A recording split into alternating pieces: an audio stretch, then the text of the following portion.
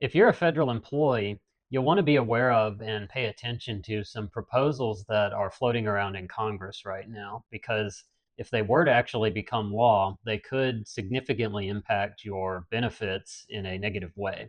Let's take a look.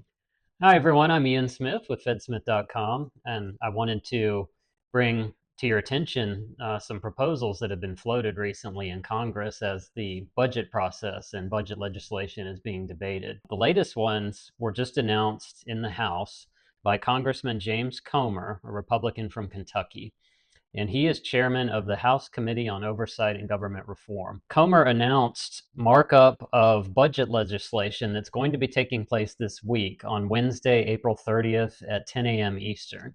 I'm recording this video on the Monday before, so that's why I say this week. Now, just a disclaimer up front.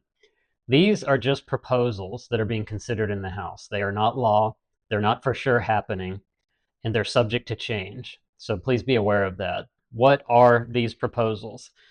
The first one would raise the Federal Employees Retirement System, or FERS, contribution requirements. And this would raise the contribution rate for many existing civilian federal employees and postal employees up to the new rate of 4.4%. And the estimated savings of this would be $30.716 billion in revenue that would be increased to go towards deficit reduction. And on that point, I meant to mention earlier, the reason all this is being debated is because the Republicans in Congress are looking to pass a budget that makes spending cuts to help offset the growing federal debt, which currently stands at just over 36 trillion last I checked. The second proposal would eliminate the FERS annuity supplement. This would have According to Comer, this would apply to new federal retirees. It would eliminate the additional retirement annuity payment that those eligible to retire before the age of 62 currently receive until they reach the age of Social Security retirement eligibility benefits. However, federal employees in jobs subject to mandatory early retirement would be exempt from this. The estimated savings of this proposal are $10.113 billion. The next item is switching to a high five average salary for pension calculations. So currently, the pension for under FERS or CSRS is calculated based on a high 3. This would change to a high 5, meaning your highest 5 years of earnings, which typically are your last years of federal service.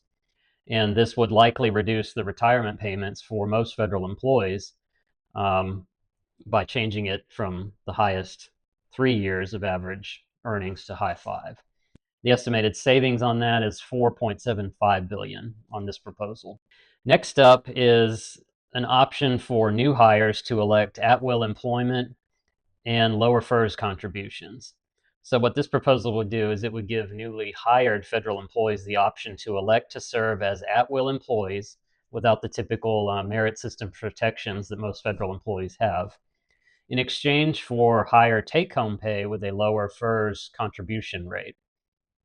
Federal employees who opt to retain their civil service protections would face higher retirement contributions, in other words, and thereby creating a financial penalty for that job security. The estimated savings of this proposal is $4.541 billion. The next item is setting up a filing fee for MSPB claims and appeals. And what this proposal says is it's designed to reduce frivolous employee appeals to the MSPB, that's the Merit Systems Protection Board, regarding agency disciplinary actions. And it would charge a modest fee for MSPB filings that would be refunded to employees who win their appeals. And the estimated savings on this proposal is an additional $2 million in revenue increase to go toward deficit reduction.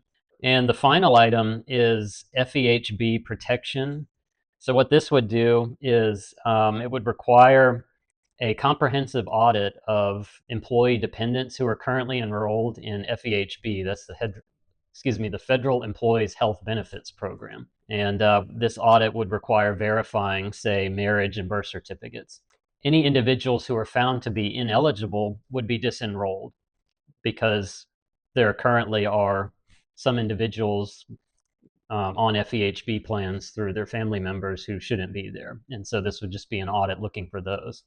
The estimated savings of that would be 1.5 billion.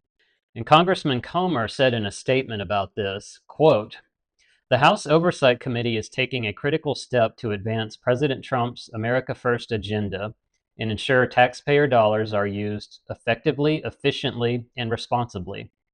The committee will consider legislation that delivers a substantial win for fiscal responsibility, achieving a reduction in the federal deficit of over $50 billion. Congressional Republicans, alongside President Trump, are taking bold action to safeguard taxpayer dollars and secure America's financial future, delivering on our promise to hardworking American taxpayers." So anyway, that statement encapsulates the reasoning behind these proposals. So just to sum up, I want to reiterate that these are just proposals. Remember that they have not become law. They may never become law. We don't know. But they are being considered. I wanted to make you aware of it so you can monitor it and pay attention to it, since, again, it could have a significant impact on you if any of these proposals were to become law. They're likely to change along the way, and we also aren't going to have a tremendous amount of information if or until they become law. We've been getting questions from our readers about how would this affect me directly? I mean, here's my situation specifically. Will this apply to me? Unfortunately, the answer is I don't know. I mean, again, until it becomes enacted and it's determined how it will apply and to whom it will apply to, we don't have that information. Some of these proposals also have been proposed numerous times in the past, and they've never come to fruition. The change to the high five, for instance, goes back decades that I'm aware of. Just on FedSmith alone, I've come across articles written over 10 years ago that were talking about this change because it was being floated in Congress at that time. That's a recap of the situation. I wanted to make you aware of it. Like I said, these proposals are out there, and it's worth monitoring to see where they go. We will continue to provide updates and more information as they're available on fedsmith.com and here on our YouTube channel. So be sure to follow us, like, subscribe for more updates. Thank you for watching and listening.